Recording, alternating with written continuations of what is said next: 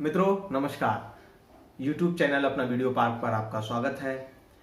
आज समाचार समीक्षा में हम बात करने वाले हैं उस समाचार का विश्लेषण करेंगे जो इस समय सर्वाधिक सुर्खियां बटोर रहा है। समाचार आया है नेपाल से। नेपाल के प्रधानमंत्री जो लगातार अपने विवादित और हास्यास्पद बयानों के लिए धीरे धीरे कुख्यात होते जा रहे हैं, उन्होंने एक ताजा बयान दिया है भगवान श्री राम को लेकर के। आप समझ गए होंगे कि हम किस समाचार का विश्लेषण करेंगे। तो समाचार का विश्लेषण प्रारंभ करने से पहले आप सबसे आग्रह है कि चैनल को सब्सक्राइब कर लें, बेल आइकन जरूर दबाएं। मित्रों, मैं सोचता था कि सिर्फ भारत के ही कम्युनिस्ट प्रोपोगंडा फैलाने में माहिर हैं, लेकिन के.पी. शर्मा ओली को देख करके मैं इस नतीजे पर पहुंच गया कि चाहे कम्युनिस्ट रूस का हो, चीन का हो, भारत का हो या नेपाल का, सबका चरित्र एक जैसा है।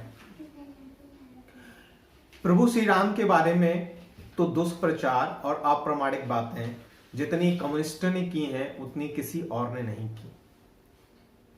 मुझे हर्ष इस बयान को लेकर मैं तो हर्षित हूं इस बात के लिए कि कम से कम दुनिया के किसी कम्युनिस्ट ने ये बात तो मानी कि प्रभु श्री राम काल्पनिक पात्र नहीं है, उनका जन्म हुआ इसी धरा पर।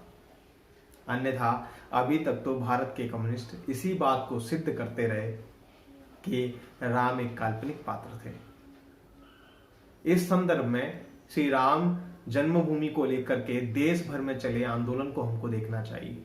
1985 में इस आंदोलन ने जब देश में व्यापक रूप लेना प्रारंभ किया और ये जो वर्षों की समस्या थी,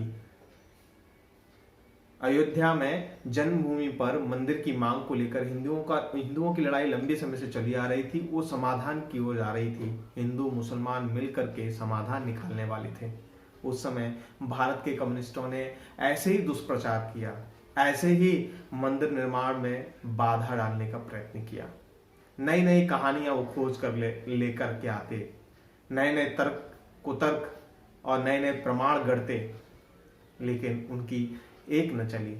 और अब तो देश के सर्वोच्च न्यायालय ने यह निर्णय दे दिया है कि भगवान श्री राम की जन्मस्थली अयोध्या ही है, वही मंदिर बनेगा।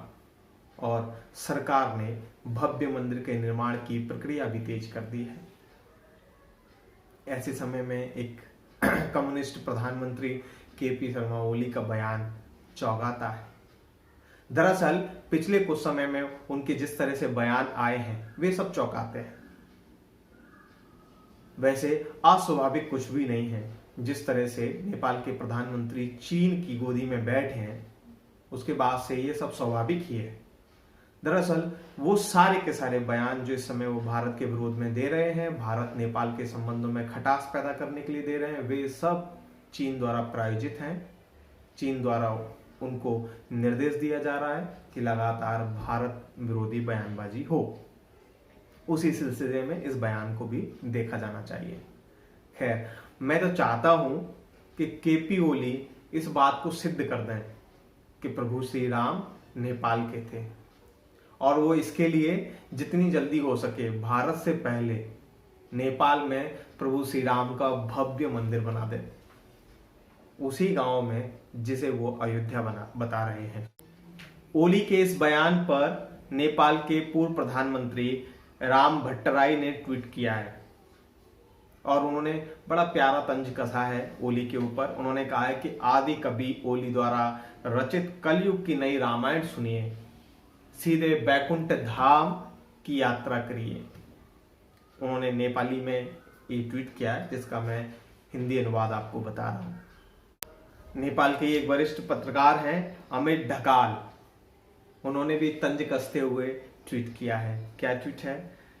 श्रीलंका का द्वीप नेपाल के कोशी में है, इसके पास ही हनुमान नगर है, जिसका निर्माण वानर सेना ने पुल बनाते समय किया होगा।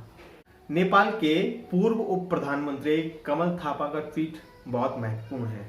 उस ट्वीट को हमको जरूर देखना चाहिए और उसका विश्लेषण करना चाहिए। उन्होंने कहा है कि किसी भी प्रधानमंत्री को इस तरह आधारहीन और अप्रमाणित बयान नहीं देना चाहिए।